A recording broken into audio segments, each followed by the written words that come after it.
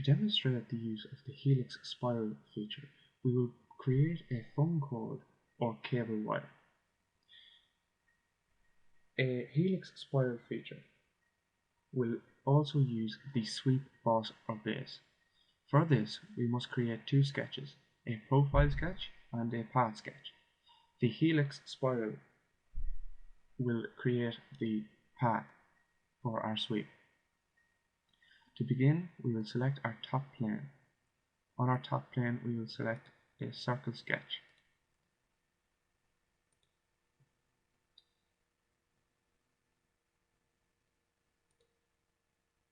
When we're finished with our circle sketch, we will go Insert, Curve, and select Helix Spiral.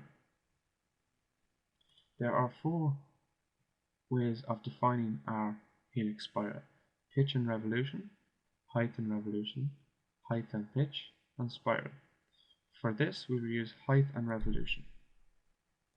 The height which I want the phone cable is 400 millimeters. And I want 10 revolutions.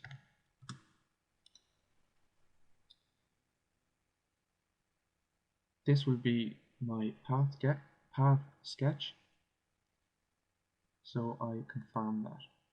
Now we must create the profile sketch.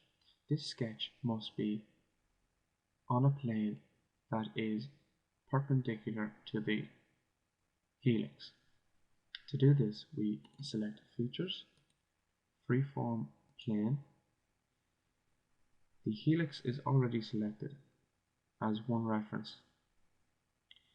Our second reference will be the point of the helix. And as you can see, a plane is created. We will confirm this. We will now view normal to this plane, and we will create a circle sketch. We will create the sketch away from the origin and confirm the circle. We now have to make a relation between the circle and the helix. This relation is called a Pierce relation. We will do this by selecting the center of the circle and control selecting the helix. This will give us a relation called the Pierce relation, which we select and confirm. When we have this created, we confirm our sketch. We now have two sketches, a profile sketch and a helix path sketch.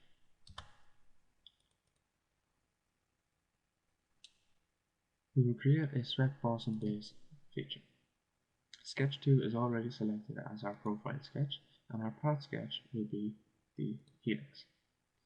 A preview of our phone cord is given, and we confirm our sketch.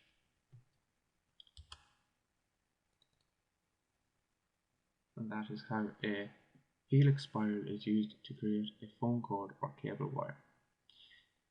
If we change the helix spiral feature to use only one revolution, you can see that a cable wire